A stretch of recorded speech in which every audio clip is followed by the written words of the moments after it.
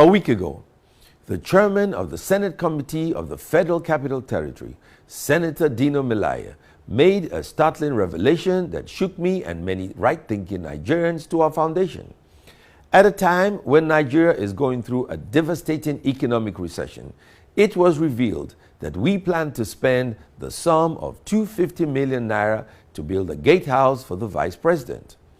Whenever I think of the budgetary provision of 250 million naira to build a gatehouse, I am moved by the inequalities of Nigeria. At the black market rate, which is the most commonly used rate in Nigeria, 250 million naira is the equivalent of $500,000. With that type of cash, you can buy a mansion in Washington, D.C. or a well-developed property in London. Isn't it a pity that all it can buy the Nigerian government is a gatehouse? Now we want to borrow $30 billion from other nations and foreign financial institutions.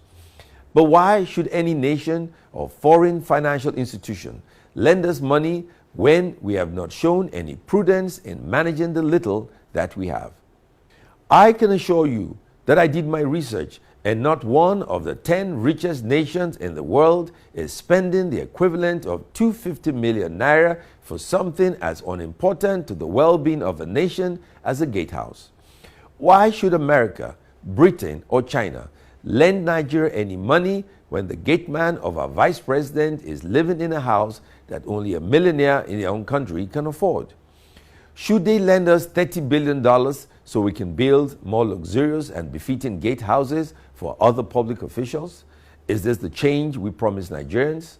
With a minimum wage of 18,000 naira, the 250 million to be spent on the gatehouse can pay the salaries of 13,888 Nigerians.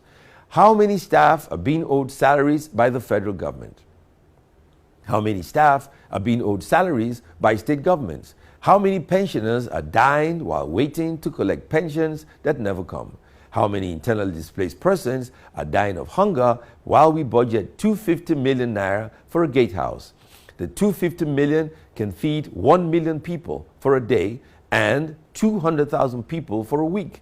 We really must make better use of our scarce resources at this time. We cannot expect others to lend us from their own hard-earned resources when we have demonstrated a propensity to squander the little that we have. My name is Ben Murray Bruce, and I just want to make common sense.